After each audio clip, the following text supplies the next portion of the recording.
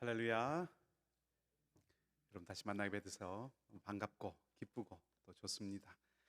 오늘 함께 우리 예배드리는 이 자리 가운데 주의 성령께서 함께 하시기를 바라고요. 성령께서 우리 가운데 충만하게 임하여서 우리가 영과 진리로 하나님 앞에 예배드리는 아름다운 시간과 자리가 되기를 소망합니다. 우리 다 함께 찬송가 288장을 함께 부르도록 하겠습니다.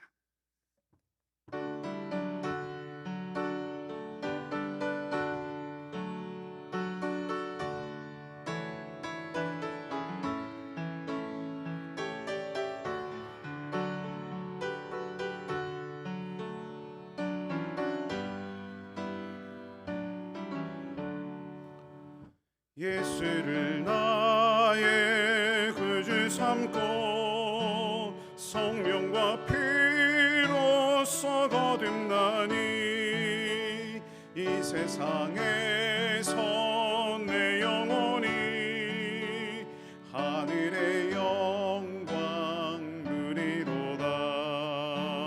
이것이 나의 간증이요 이것이 나의 찬송일세.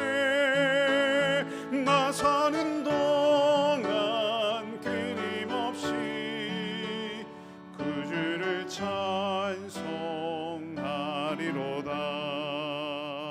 온전히 주께 맡긴 내 영 사랑의 음성을 듣는 중에 천사들 왕래하는 것과 하늘의 영광 보리로다. 이것이 나의 간증이요 이것이 나의 찬송일세. 나 사는 동안 끊임없이 그 주를 찬송하리로다. 주 안에 기쁨 누림으로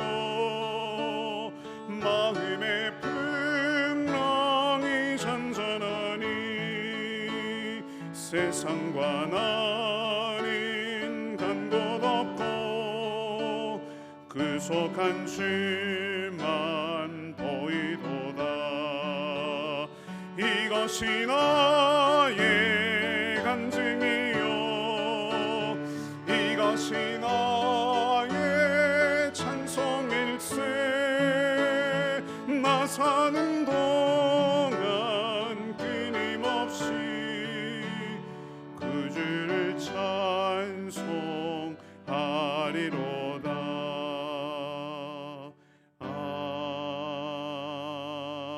아멘. 함께 기도하겠습니다.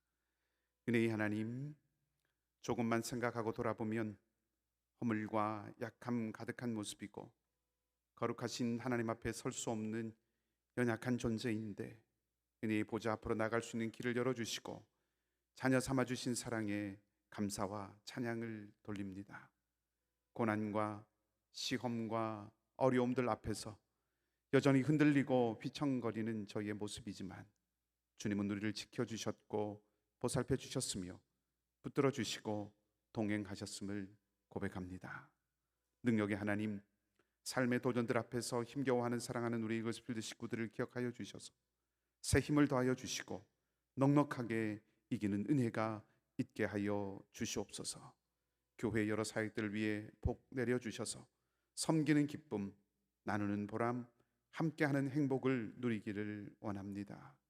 하나님, 묵상학교와 또 기도하는 엄마들의 기도와 중보기도팀과 지역사회 봉사팀의 섬김과 구역장님들의 수고와 헌신과 여러 사역팀들의 꾸준한 섬김으로 하나님 나라를 든든하게 세우기로 가는 아름다운 통로가 되게 하여 주시옵소서. 함께 하려는 마음을 허락하여 주시고 함께하는 모든 이들에게 하늘의 신령한 복으로 채워 주시옵소서. 사랑하는 상록회 부모님들과 어린 자녀들과 교회 학교 그리고 특별히 영어권 공동체와 다음 세대 가운데 하나님 부흥을 허락하여 주시기를 원합니다. 영육 간의 강건함을 더하시고 하나님 나라를 사모하며 영원한 가치와 진리 안에서 걷는 삶을 살아가는 우리 모든 자녀들이 다 되게 하여 주시옵소서. 부흥을 꿈꾸고 주님이 보게 하시는 비전을 보는 하나님의 영이 이끄는 삶이 되게 하여 주시옵소서. 치유의 하나님, 특별히 육신이 약한 우리 이글스필드의 가족들을 위해서 기도합니다.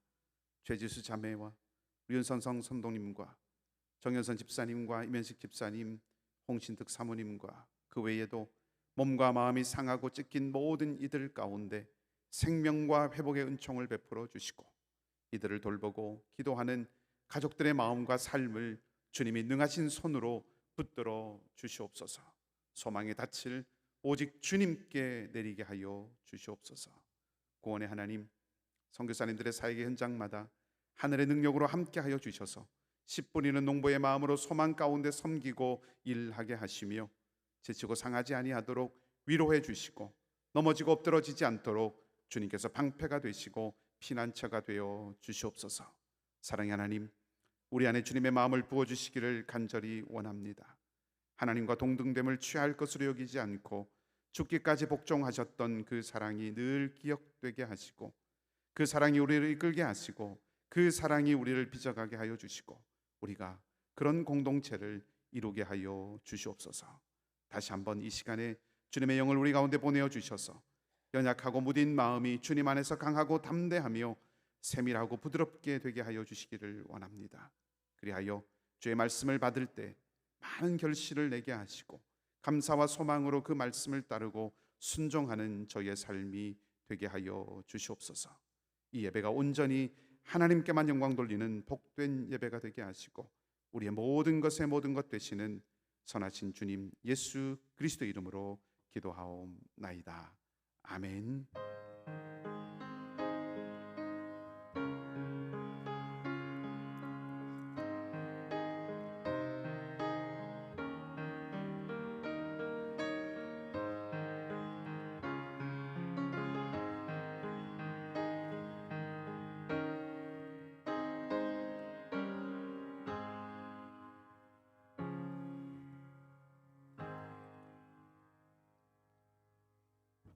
교회 소식을 몇 가지 알려드리겠습니다. 여러분 같이 주보 참조하시면 되겠습니다. 오늘 예배 후에 우리 2, 4분기 재정 결산을 위한 재직회를 곧바로 갖도록 하겠습니다. 우리 재직 여러분들은 함께 참여하셔서 또 교회 살림살을 위해서 함께 마음을 나누고 또 같이 기도하는 시간 되기를 소망합니다.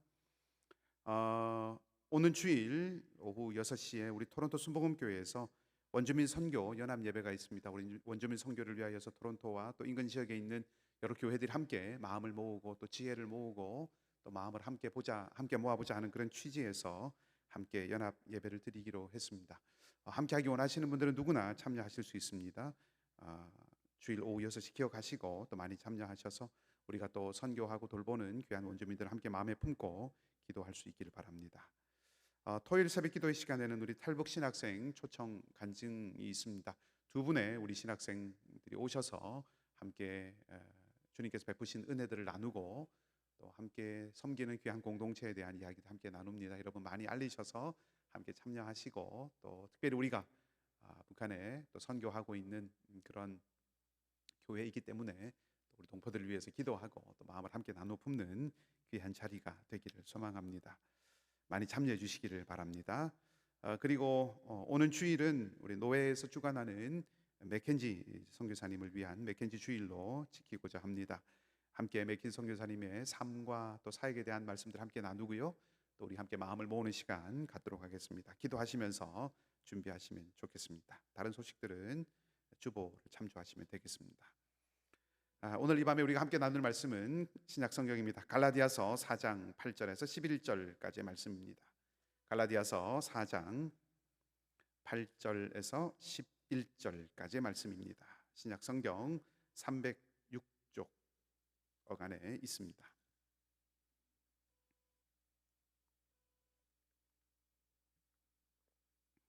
말씀이 길지 않으니까 오늘 저녁에 우리 함께 한 목소리로 말씀을 같이 읽도록 하겠습니다. 갈라디아서 4장 8절에서 11절까지입니다. 함께 읽겠습니다. 그러나 너희가 그때에는 하나님을 알지 못하여 본질상 하나님이 아닌 자들에게 종 노릇하였더니 이제는 너희가 하나님을 알 뿐 아니라 더욱이 하나님이 아신 바 되었거늘 어찌하여 다시 약하고 천박한 초등학문으로 돌아가서 다시 그들에게 종 노릇하려 하느냐. 너희가 날과 달과 절기와 해를 삼가 지키니 내가 너희를 위하여 수고한 것이 헛될까 두려워하노라. 아멘. 주님의 평강이 여러분 모두와 함께 하시기를 빕니다. 오래전에 미국의 태평양 연안에서 동물 보호 운동가들이 수족관에 있던 고래 한 마리를 바다로 풀어주려고 했던 일이 있었습니다. 바다에서 자유롭게 헤엄치고 또 마음껏 그렇게 살고 싶은 대로 하고 싶은 대로 그렇게 하라고 자유를 주고자 하는 그런 마음이 있었던 거죠. 그래서 고래가 자기가 살아가고 싶은 그 삶을 살아갈 수 있도록 도와주려고 이제 수족관에서 바다로 물고기를 고래를 놓아 주었습니다. 사람들이 그 고래를 넓은 그 태양이 있는 태평양 한가운데로 고래를 풀어 주었습니다. 고래는 신나게 헤엄을 치기도 하고 자유롭게 유영을 하고 이리저리 다니기도 했습니다. 그러다가 불과 얼마의 시간을 보내지 않고 바다에 나간 지 얼마 지나지 않았는데 자진해서 이 고래가 처음 자기가 떠나왔던 그 해변, 그 바닷가, 태평양 연안으로 사람들이 자기를 풀어주었던 그곳으로 자진해서 돌아왔습니다. 수족관으로 돌아가기를 원했던 것이죠. 아마도 고래는 위험하고 험한 그런 바깥 세상에서 자기가 먹이를 직접 찾아야 되고 또 파도와 싸워야 되고 이렇게 힘겹게 살아가느니 차라리 갇혀서 보살핌을 받는 안전지대에 머무는 것이 훨씬 낫다고 생각을 하고 자기의 삶을 결정했던 것 같습니다. 그래서 다시 사람들이 자기를 놓아주었던 그곳으로 돌아온 것이죠. 한편으로 생각하면 해프닝으로 끝난 그런 일이라고 생각할 수도 있겠고, 또 한편으로는 참 놀랍기도 하고 당황스럽기도 하고 또 흥미롭기도 한 그런 사건입니다. 그러면서도 뭔가 우리에게 생각해 볼 만한 삶이라고 하는 것이 무엇인가, 어떤 삶을 살아야 하는가라고 하는 것을 생각해 보게 하는 그런 사건, 그런 일이었습니다. 지금 한국 교회는 내년에 한국에서 개최가 되는 로잔 50주년 기념대회를 준비하는 일로 많은 교회들이 마음과 관심을 쏟고 있습니다. 이 50주년 기념대회를 준비하면서 온 교회가 한국 교회들이 사도행전 그때의 부흥을 다시 기억하고 그날의 역사들을 다시 한번 우리 가운데 이뤄내자 하는 그런 소망을 가지고 온 교회가, 한국 교회들이 사도행전을 함께 설교해 가자 하는 그런 운동들이 있고, 꽤 많은 교회들이 그 일에 참여하고 있는 것으로 알고 있습니다. 사도행전 말씀을 드린 것은 성경 이야기 가운데 저에게는 가장 의아한, 가장 충격적인 그런 장면 중에 하나가 바로 그 사도행전에 나오는 베드로와 요한이 성전 미문에 앉아 있는 안진뱅이를 고친 사건이기 때문에 사도행전 말씀을 조금 드렸습니다. 고래 이야기와 같이 어떻게 사는 것이 바르고 또 올바르고 참된 것인가라고 하는 것을 생각해 보게 하는 그런 사건인 것입니다.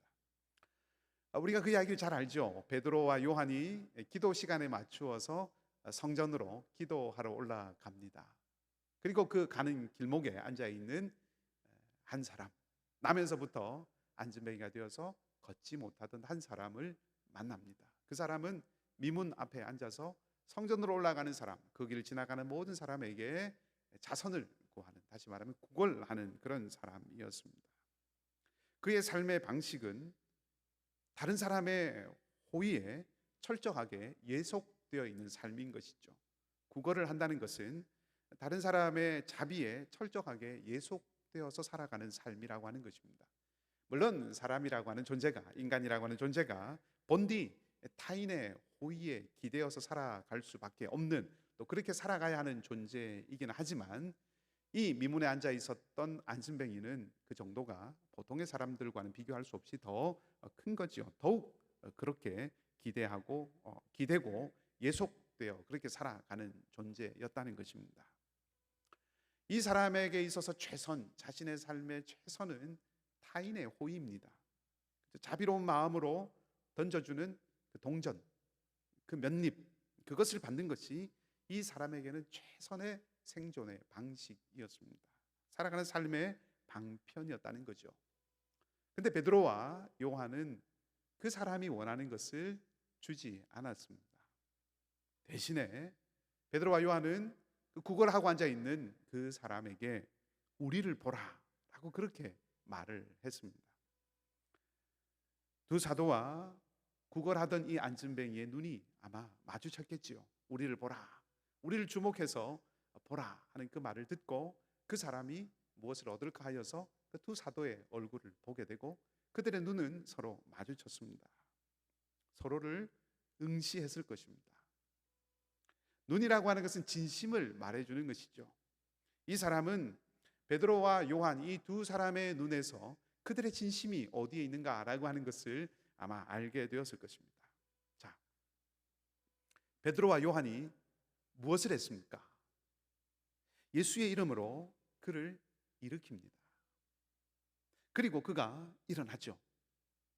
오래전에 저는 이 모습을 묵상을 하면서 받았던 그 충격의 순간을 아직도 기억을 하고 있습니다. 지금 베드로와 요한이 한 일은 엄청난 일입니다. 앉은 자를 일으킨 것, 한 번도 걷지 못하던 사람이 일어난 것, 그 엄청난 기적이 엄청난 일이 아닙니다. 그것은 충격적인 일은 아닙니다. 제가 충격을 받았던 것은 물론 이들이, 이 베드로와 요한이 돈이 없기도 했지만, 그렇지만 이 두 사람은 그 사람이 원하는 바, 곧 돈을 주지 않기로 결정을 했던 것이죠. 이것이 굉장히 엄청난 것입니다. 대신에 무엇을 결정합니까? 돈을 주지 않기로 결정하고 그리고 일으키기로 결정을 합니다. 이것이 엄청난 일입니다. 만약 이 베드로와 요한이 돈을 주기로 결정을 했다면, 그것이 이들 마음속에 있었다면 아마 지금 수중에 돈이 없었기 때문에 그 사람에게 지금 돈이 없어서 미안합니다, 다음에 오면 드릴게요 라고 얘기하고 지나갔겠죠. 그냥 지나갔을 것입니다. 근데 이들은 돈을 주는 것, 그것을 주지 않기로, 돈을 주지 않기로 결정을 했고 일으키기를 결정했습니다. 이것이 놀라운 일이라는 것입니다. 왜 그렇습니까? 그것은 그 사람의 나이가 40이었기 때문에 그렇습니다. 사도행전 4장 22절 말씀을 보면 이 사람에 대해서 이야기하면서 이 사람이 40이나 되었더라라고 그렇게 기록을 하고 있습니다. 그 당시 사람들의 수명, 평균 수명을 굳이 따지지 않더라도 40이나라고 하는 이 표현, 40쯤이 아니라 겨우 40이 아니라 40이나라고 하는 이 표현은 이 사람의 나이가 무척 많다라고 하는 그런 뉘앙스를 가지고 있습니다. 나이가 많은 것이 흠이 아닙니다. 나이가 많다는 것은 잘못된 것이 아닙니다. 나이가 많다고 하는 것이 40이나 되었다고 하는 것은 잘못이 아닙니다. 그러나 40이나라고 하는 말 속에 들어있는 의미가, 뉘앙스가 있죠. 나이가 많다고 하는 것은, 그 사람의 나이가 40이나 되었다라고 표현하는 것은 이제는 이 사람은 새로운 삶의 방식을 따라서 살아가기는 어렵다 하는 것입니다. 40이나 되었다라고 하는 그 말 속에는 이제는 나이가 많아서 새로운 기술을 배우거나 새로운 지식을 익혀서 삶의 방식을 바꾸는 것이 녹록지 않다, 쉽지 않다라고 하는 그런 의미가 들어 있습니다. 쉽게 말씀을 드리면 40이나 되었다라고 하는 그 표현 속에는 이 사람은 이제 구걸하지 않고는, 구걸이라고 하는 그 삶의 방식이 아니고서 다른 방식으로는 살아가기 어려운 사람이다라고 하는 그런 의미가 들어있다는 겁니다. 이 사람이 먹고 살기 위해서 삶을 영위하고 유지하고 이어가기 위해서는 구걸하는 것이 최선이라는 뜻입니다. 자, 이렇게 한번 표현을 해볼까요? 그 사람이 그렇게 다른 삶의 방식을 찾아서 살아가기 어려운 그런 나이가 되었다, 그런 형편이 되었다라고 하는 것은 바꿔 말하면 이렇게 표현해 볼 수 있습니다. 베드로와 요한은 미문 앞에 앉아 있는 이 사람을, 이 안진뱅이를 대책 없이 고쳐 놓은 것입니다. 이 사람은 이제 일어섰습니다. 이제 걷기도 합니다. 뛰기도 합니다. 그건 뭘 의미합니까? 더 이상 사람들 앞에서 구걸할 수 없게 되었다는 것입니다. 이 사람은 나이가 많기 때문에 목수의 기술을 이제 익혀서 밥벌이를 하고 살아가기도 어렵습니다. 장사를 배워서 그 자본금을 가지고 부를 일굴 그럴 기회도, 그런 역량도 없습니다. 매일매일 구걸하면서 한 푼 두 푼 모아서 하루하루를 살아온 사람이 무슨 자본금이 있겠습니까? 장사를 해서 부를 축적할 수 있는 그런 기술도, 그런 기회도 없는 것이죠. 고시 공부를 하거나 공무원 시험을 준비하거나 어떤 자격증을 위해서 공부할 수 있는 것도 아닙니다. 말하자면 이 사람은 지금부터 일어서서 걷고 뛰는 이 순간부터 당장 먹고 살 일이 막막해지는 자리에 들어간다는 것이죠. 구걸할 수도 없고 노동할 수도 없습니다. 그런 의미에서 베드로와 요한이 일으킨 이 기적은 대책 없는 기적이라는 거죠. 앉아있던 사람이 일어서는 것은 너무나도 놀랍고 기쁜 일이지만, 너무나도 감사하고 놀라운 일이지만, 마치 처음에 말씀드렸던 그 고래가 안전한 수족관에서 벗어나서 바다를 헤엄치는 그 삶을 받았음에도 불구하고 다시 돌아왔듯이, 이제 이 사람은 구걸할 자리를 잃고 살아갈 앞날이 펼쳐져 있지만, 새로운 인생이 펼쳐져 있지만 이제부터 사실 막막해지는 것입니다.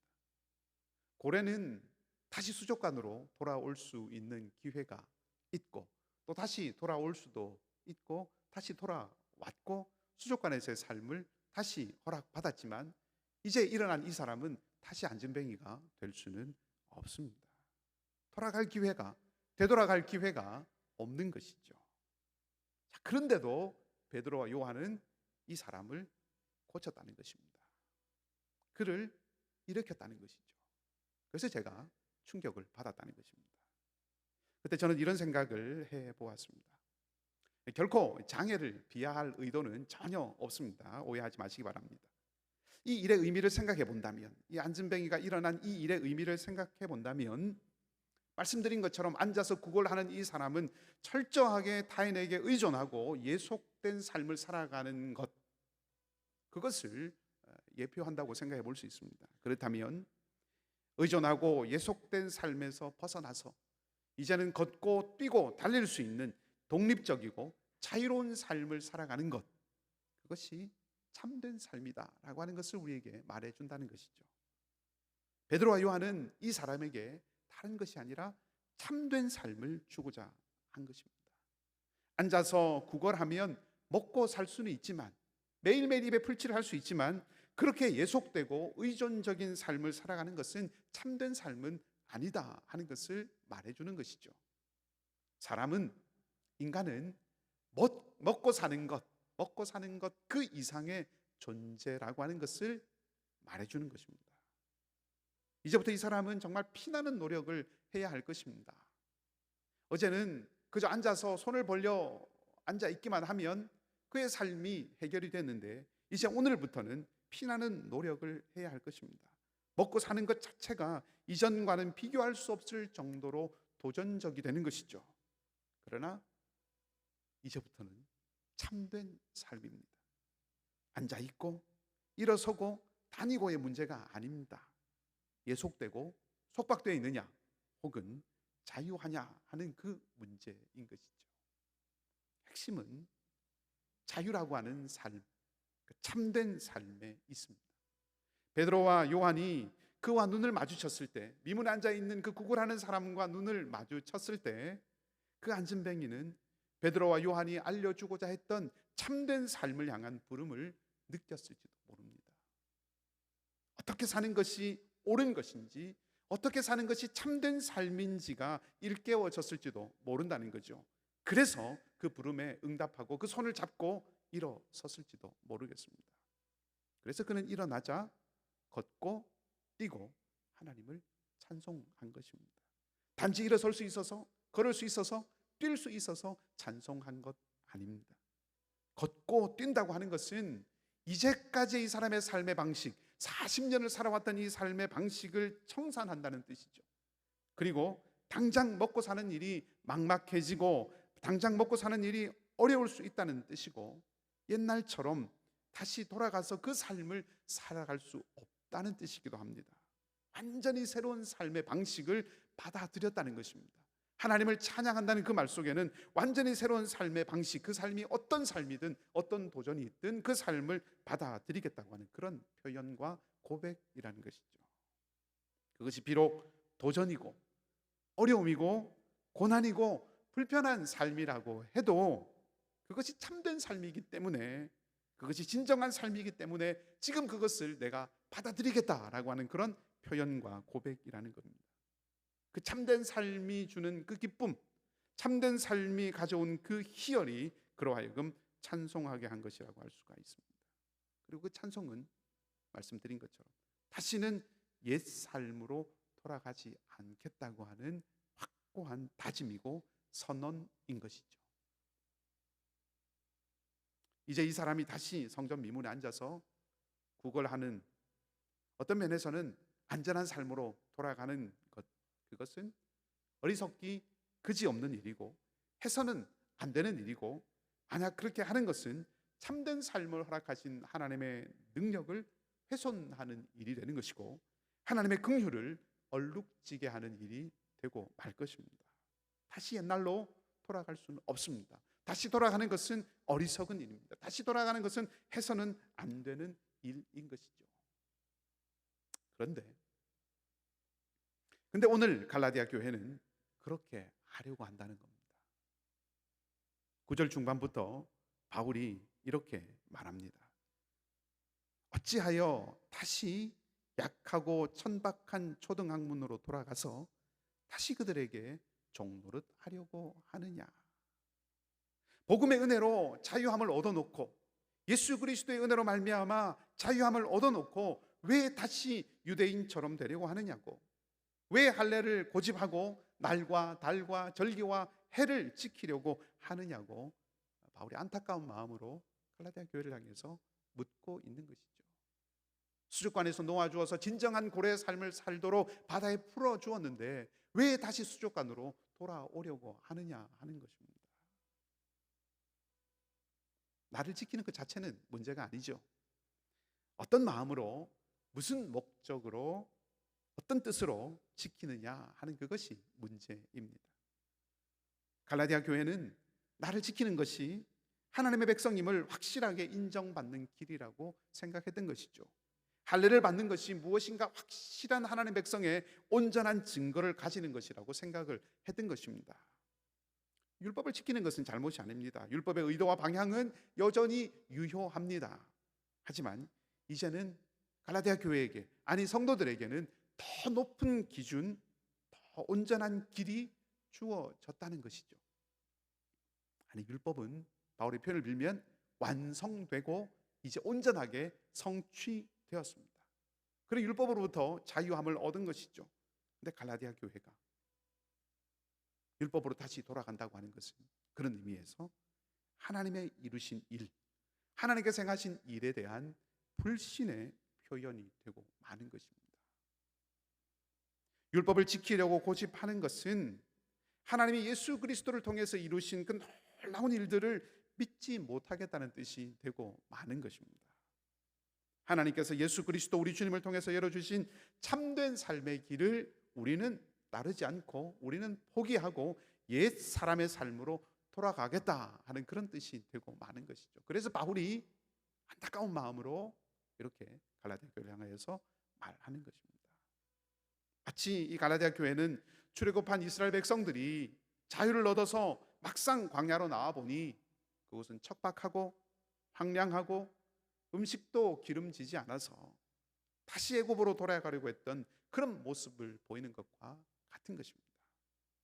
광야가 끝이 아니죠. 광야가 끝이 아니고 가나안이 기다리고 있는데 겉으로는 풍요롭게 보이는지 모르지만 사실은 노예였던 그 삶으로 이들은 어리석게도 돌아가려고 하는 것입니다.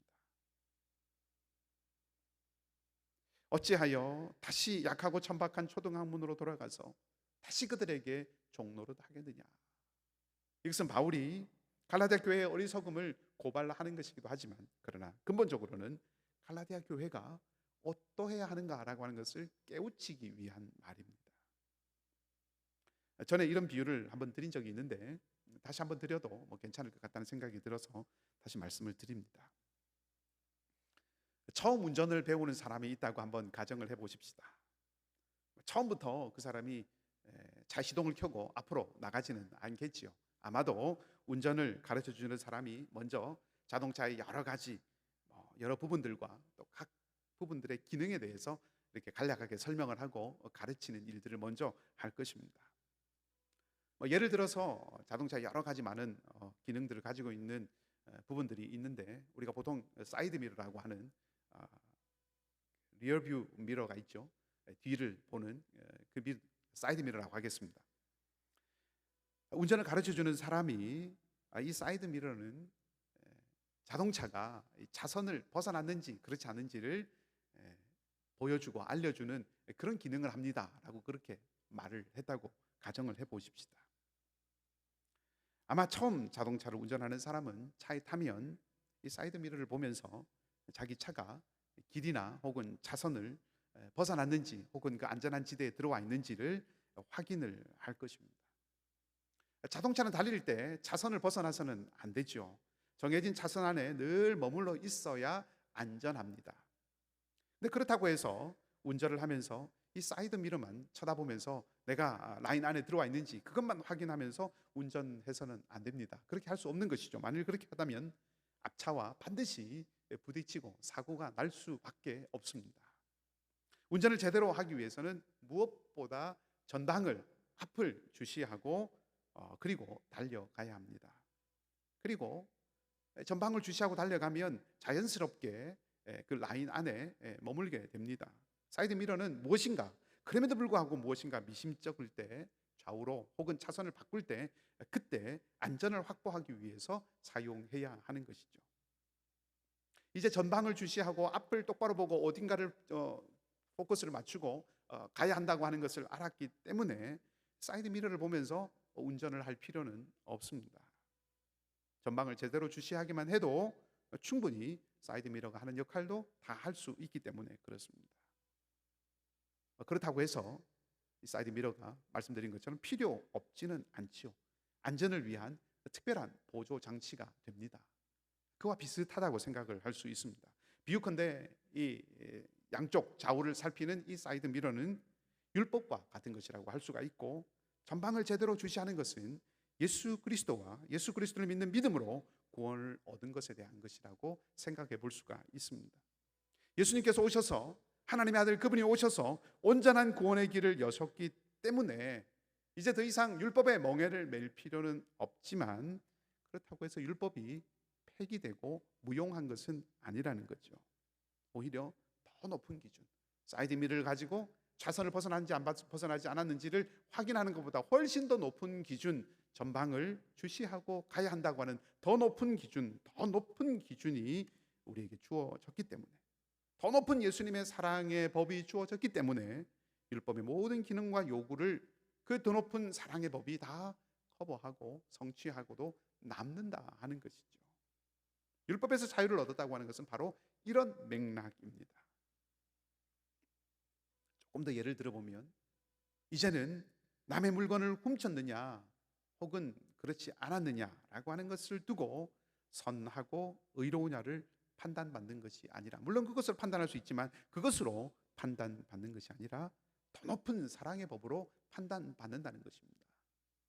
음식을 먹기 전에 손을 씻느냐 혹은 씻지 않느냐라고 하는 것으로 판단받는 것이 아니냐, 그것이 아니라 음식을 혼자 다 먹느냐 혹은 나누어 먹느냐라고 하는 것으로 판단받는다는 것이죠. 5천 명과 나누는 사람이 되느냐 혹은 5천 명분을 혼자 먹는 자가 되느냐 하는 문제라는 것입니다. 율법의 조항에 얽매이진 않지만 율법이 목적하는 것을 결코 잃어버리지 않는 삶과 태도를 이제 복음 안에서 우리는 새롭게 요구받는 사람들이 되었다고 하는 것입니다.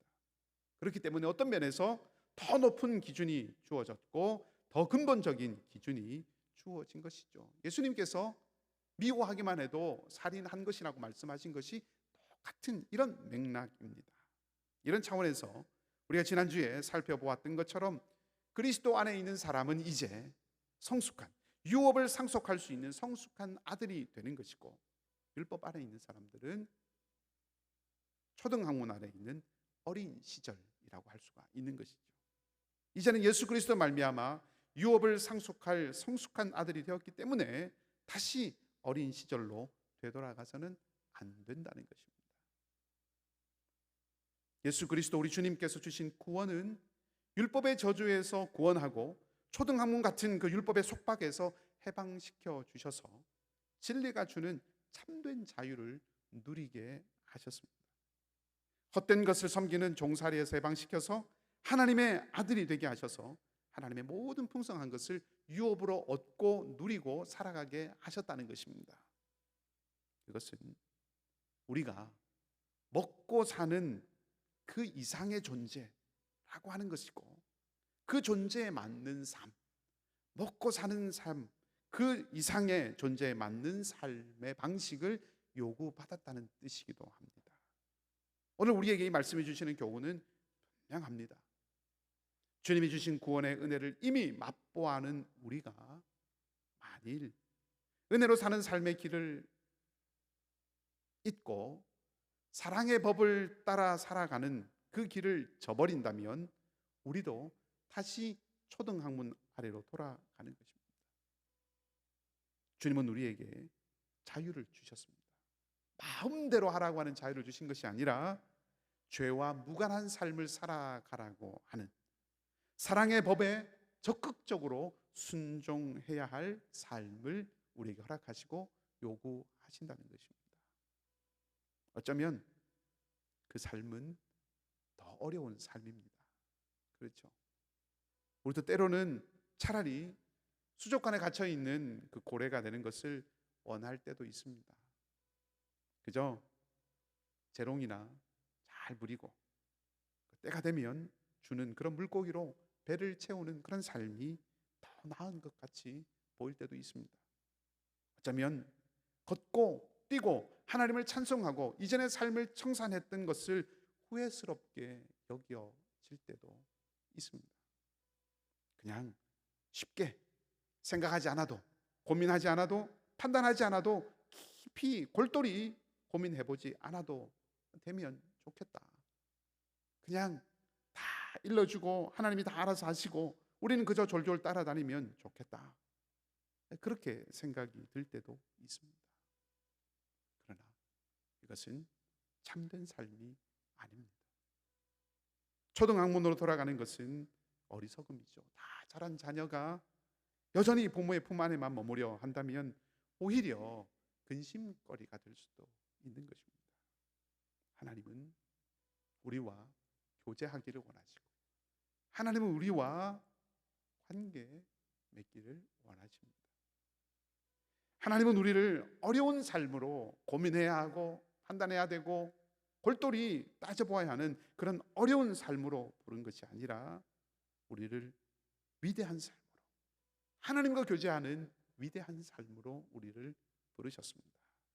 그리고 성령을 보내셔서 우리를 도우시고 그래서 위대하고 탁월한 삶을 살아갈 수 있게 하십니다. 참된 삶으로 우리를 부르셨다는 것입니다. 사랑하는 우리 거스필드 가족 여러분, 우리를 구원하신 그 주님의 은혜 안에서 사랑의 법, 주님께서 우리에게 주신 그 사랑의 법을 따라서 성숙함으로 살아가는 우리 모두가 되기를 주님의 이름으로 축복합니다. 기도하십시다. 하나님, 이제는 우리가 하나님을 알 뿐 아니라 하나님이 우리를 아시는 사람이 되었습니다. 이제는 더 이상 약하고 천박한 초등학문으로 돌아가지 않고 유업을 이어받는 장성한 자녀로 살아가는 우리가 되게 하여 주시옵소서. 어렵고 힘들 때도 있지만 고난과 고민이 깊어지기도 하겠지만 그것이 성숙한 사람의 길임을, 자유를 향한 삶의 아름다운 대가임을 잊지 않고 기쁨과 소망의 노래를 부르며 주님과 함께 성령의 인도하심을 쫓아 우리의 길을 걸어갈 수 있게 하여 주시옵소서. 이웃을 사랑하고 하나님을 사랑하는 그 사랑의 법이 우리의 기준이 되게 하시고 우리의 목표가 되게 하시고 우리의 태도가 되게 하시고 우리의 가치가 되게 하여 주시옵소서. 감사를 드리며 선하신 주님 예수 그리스도 이름으로 기도하옵나이다. 아멘.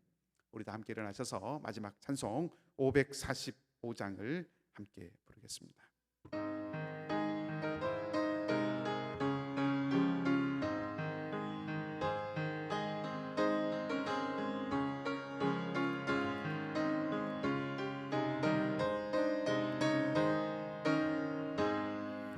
이는 해본 증거 아니 베어도 믿음만을 가지고 선을 걸으며 이 귀에 아무 소리 아니 들려도 하나님의 약속 위에 서리라. 걸어가세 믿음 위에 서서 나가세 의심 버리고 걸어가세 믿음 위에 서서 눈과 귀에 아무 증거 없어도 이 눈이 보기에는 어떠하든지 이미 얻은 증거대로 늘 믿으며 이 맘에 의심 없이 살아갈 때에 우리 소원 주 안에서 이루리. 걸어가세 믿음 위에 서서 나가세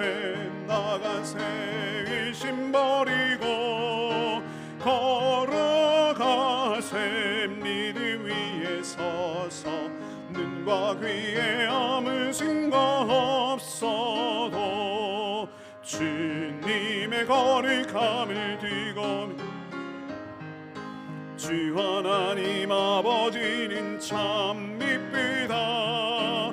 그 귀한 모든 약속 믿는 자에게 능치 못할 무슨 일이 있을까. 걸어가세 미르 위에 서서 나가세 나가세 이심 버리고 걸어가세 미르 위에 서서 눈과 귀에 아무 생각 없어도. 아멘.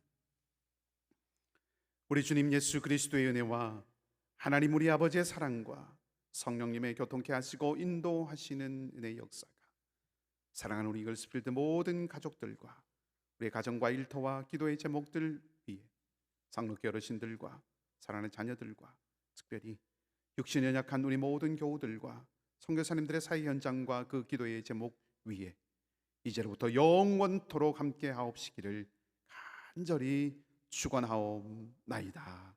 아멘.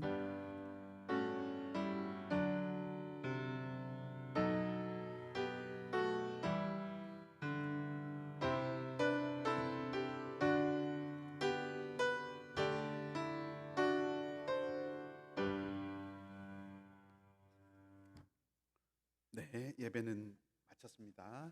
그리고 우리 곧바로 재직회를 시작하도록 하겠습니다. 우리 재직회 자료를 나누어 주시면 좋겠습니다.